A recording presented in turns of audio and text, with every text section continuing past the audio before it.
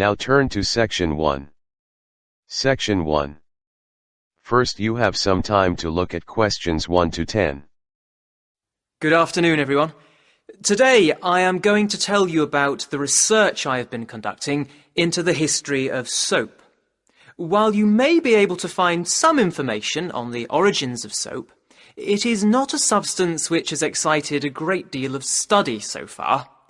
What we do know is that even as long ago as 2500 BC, soap was being used.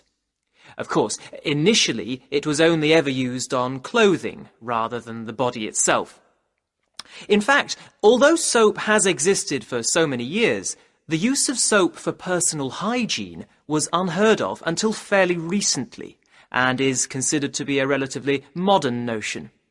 So we can only assume that other activities must have provided the basis from which this key concept arose. To make soap, you need to combine 3 materials in relatively exact proportions. So how is it that these primitive people from over 2,000 years ago could have discovered soap? Well, what these people lacked in technology, they certainly made up for in practical skills. I carried out some experiments using basic techniques to try to find out what people without any chemical knowledge might have observed. And I was able to demonstrate that they would indeed have been able to make a soap-like substance that is not dissimilar to the one we know today. However, it is fair to assume that, as the process requires a certain amount of time and specialization, soap would most likely have only been available in the wealthy communities. Although there are claims that the British Celts and their European counterparts used soap, there is no real evidence that the British colonies of the Iron Age had access to such a product. Now, the history of soap is not easy to discover. As soap is an organic substance, no traces of it remain in archaeological sites, so we have had to rely almost entirely on written texts for our discoveries. Fortunately, there are many of these. The first known written mention of soap was on Sumerian clay tablets dating from about 2500 BC. The tablets spoke of the use of soap in the washing of wool. In another incident, a medical document from about 1500 BC mentions that Egyptians bathed regularly. It also describes how they made soap by combining alkaline salts and oil which they extracted from vegetables. We also know that the Romans used a mixture of earth, soda, and wine to clean their clothes and pots. For the Romans, bathing was not just a matter of hygiene. It was a form of relaxation, a social activity. The bather moved from room to room, getting progressively hotter, until they reached a steamy room where dirt was sweated out and scraped away with a metal blade. The Romans used scented bath oils, but these were used to moisturize the skin rather than to cleanse it, and there is no evidence that they used soap in this way. This is not to say that the Romans did not have soap. During the excavation of Pompeii, a city that was buried under the eruption of Mount Vesuvius in 79 AD, an entire soap factory was revealed, showing that they did in fact have access to soap, but that they simply did not use it for personal hygiene.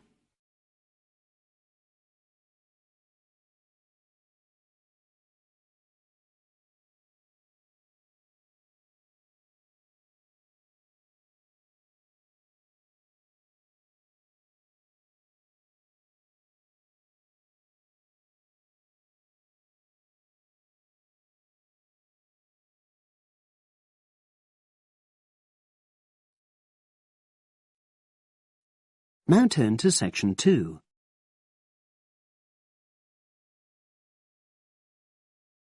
Section 2. You will hear a podcast on Canberra's theme park. Now you have some time to look at questions 11 to 16.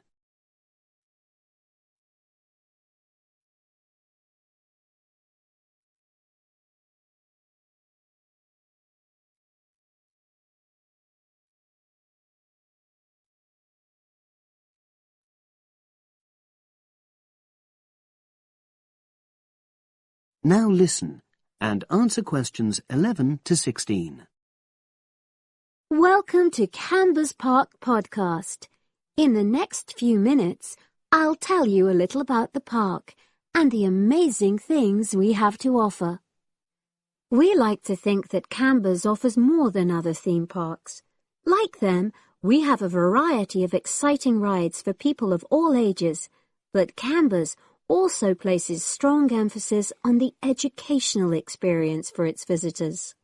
Not boring facts, but lots of interactive exhibits. Although it's mainly an outdoor experience, we do have some indoor activities if the weather gets too dreadful.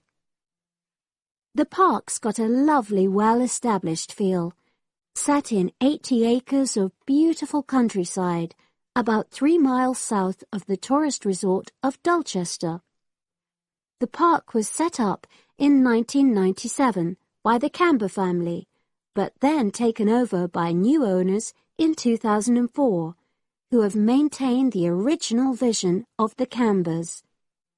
It has lots of old trees, hundreds of flower beds, and a gorgeous lake.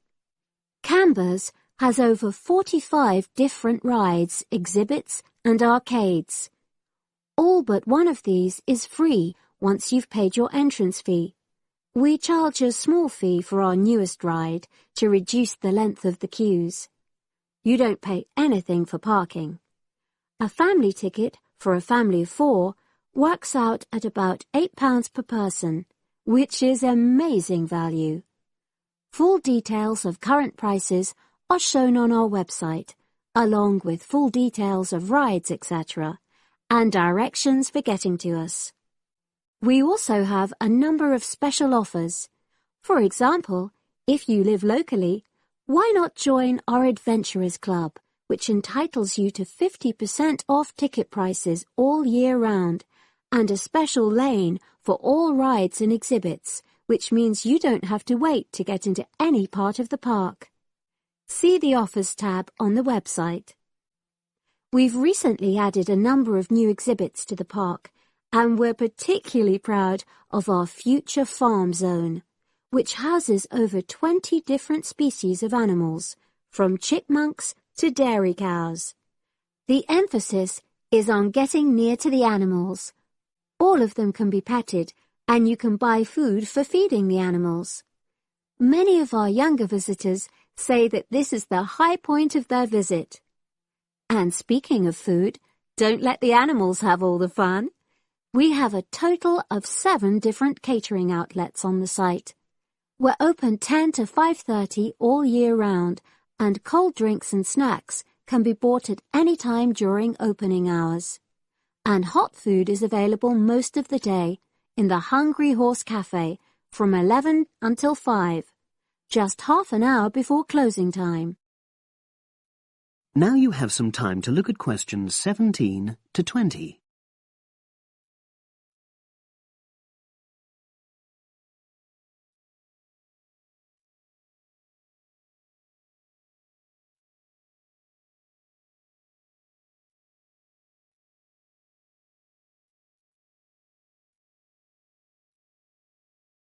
Now listen and answer questions 17 to 20.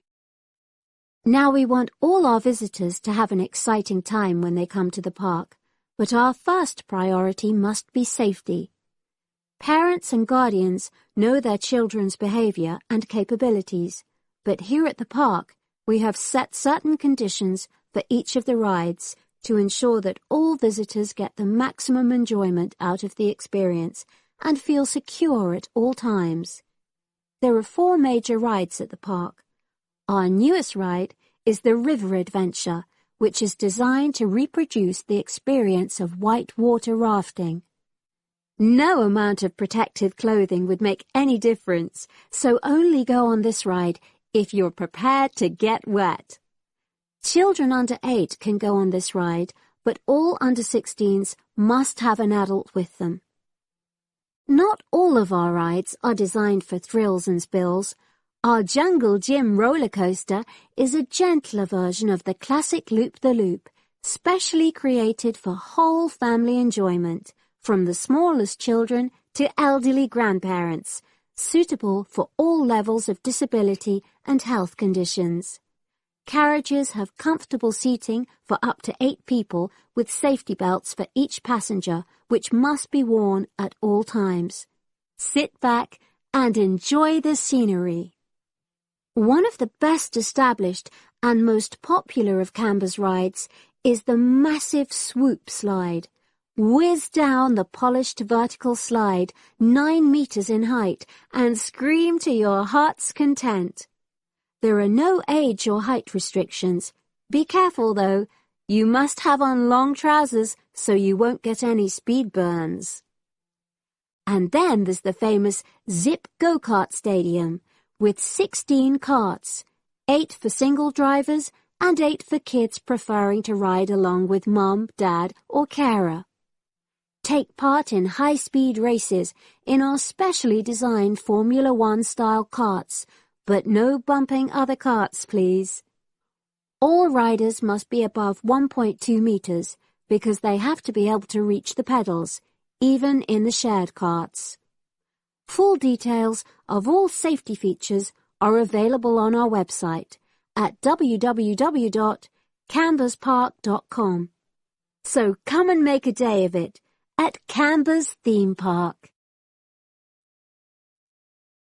That is the end of section 2. You now have half a minute to check your answers.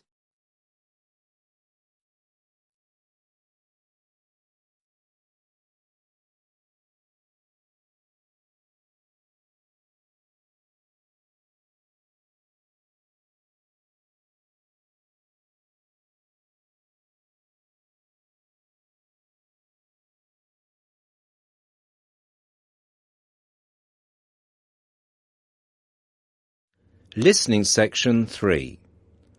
You will hear a conversation between 2 people who are about to share a project at work.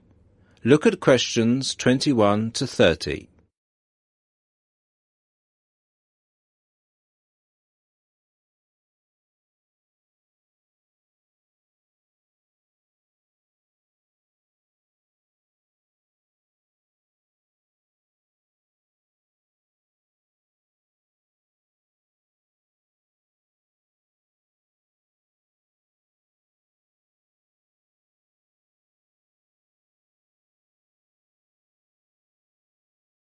Listen to the conversation and answer questions 21 to 30. Hi, Bill. How are you? I'm okay now, Sarah, but I was so ill last week. Oh, dear. What was the problem? Did you eat that dodgy fish in the canteen? No. At first, I thought it was a cold, but then my head started hurting and my eyes started to go blurry. Oh, I'm so sorry. That sounds serious. Yeah, it's okay, actually. I went to the doctor and he diagnosed me with a migraine. He gave me some medicine and I'm starting to feel much better. Oh, I'm glad to hear that. Well, I'm also glad you're in today because we have to work on a new project together. Oh, are we in the same section? No, it's just us. No one else. Mr. Donaldson put us down as B team because we live near each other. That could be fun. What do we have to do? Well, the project is partly internet research, then checking reference books for information to prepare a survey, which we have to use with people we know. Great! What's the topic? It's to do with shopping over the last 10 years. We have to find out how customers have changed their behaviour. OK, so what's the first step? I think the first thing to do is to check the list of references he gave me. But my computer is in for repair, so if I check in the reference library, would you be willing to look up some references online? Once we're done with the reference checks, we can write the questions together. That's fine. I'll do the internet research. So, what sort of shopping are we looking at? Only food or goods or clothes shopping? We have to find people who are willing to tell us about personal things, like deodorants, cosmetics, soap or vitamin creams. The other groups are doing food, electrical goods and clothes. That won't be so easy, Sarah. People might think those things are a bit private. Yes, I thought about that. I'll ask the women and you can ask the men. That should work okay. Well, if you think so. Give me the list of references then. Sorry, I left them in my other bag at Joseph's house. I'll get them for you tomorrow. OK. Well then, this afternoon, I think I'll catch up on the notes from last week. Can you help me, or are you busy? I've made you a copy of my notes already to save you time. Here you are. Wow, thanks, Sarah. That's so thoughtful. Well, since there's nothing for us to do right now, shall we go for lunch? Well, actually, I'll have to catch you later. I have to go to a meeting this afternoon. Can I phone you tonight to arrange when to meet? No, sorry. I have a date. Can we meet in the laboratory for the first class tomorrow? I'm not sure because I have to go to the library to collect some books. What about meeting there at lunchtime? Do you mean in the lab? Yes. OK. See you in the laboratory tomorrow at noon then. Sounds like we have a lot of work to do.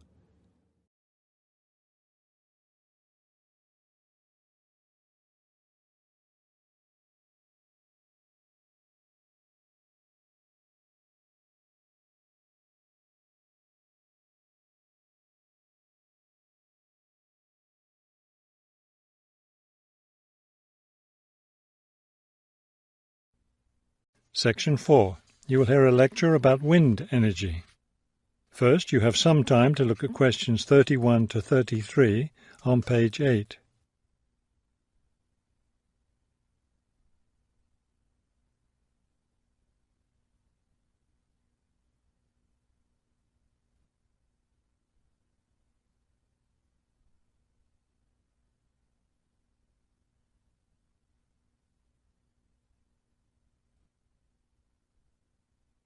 Now listen carefully and answer questions 31 to 33. With the rising cost of fossil fuels, there's a great deal of interest these days in developing alternative sources of energy. Today, I'd like to talk about one of these, wind power. In the past couple of decades, there's been an upsurge of interest in using the wind as a source of energy, but the idea isn't new at all. People have been harnessing the power of the wind for centuries, ever since ancient peoples first used sailboats. In ancient China, farmers used a rudimentary sort of windmill to pump water. Wind power was used in other parts of the ancient world as well. In Persia, for example, farmers used wind-powered mills to grind their grain. During the Middle Ages, in the Netherlands, people went back to the ancient idea of using the power of the wind to move water. They used windmills to drain lakes, thereby creating more land for farming. Before you hear the rest of the talk, you have some time to look at questions 34 to 40 on page 9.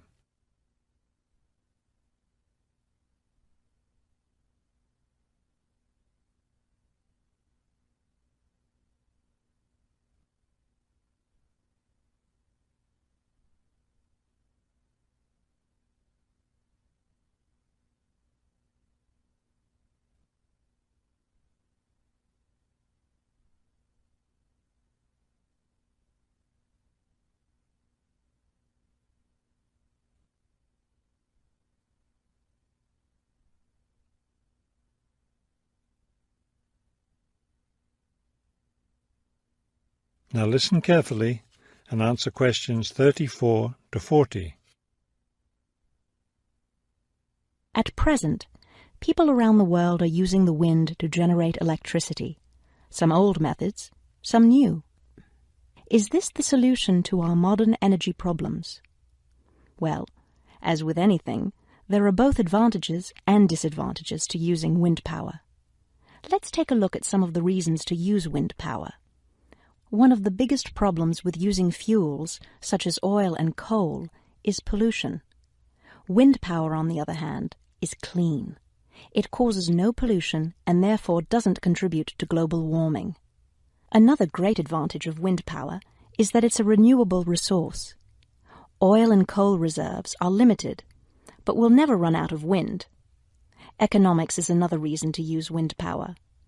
Using the wind to generate electricity costs less, much less, than running other types of generators. In addition, since wind turbines don't take up much land, the land around them can be used for other purposes, such as farming. There are disadvantages, however. Even though generating electricity with wind is relatively inexpensive, the technology isn't cheap. The initial costs of setting up wind turbines can be quite high. Another issue is reliability. Wind doesn't blow at a constant strength. Therefore, at times, a lot of electricity can be produced, while at others there may be little or none. Wind turbines usually have to be located in rural areas where the land is open. Their distance from cities, where the most electricity is needed, is another issue. Although wind is considered to be a clean source of energy, wind turbines cause their own sort of pollution. Wind turbines are usually placed in high, open areas where they're easy to be seen. Rural residents often feel that the beautiful local scenery is spoiled by the sight of the wind turbines. In addition, wind turbines aren't quiet. In fact, one wind turbine can produce as much noise as a car traveling at highway speeds. That is the end of section 4. You now have half a minute to check your answers.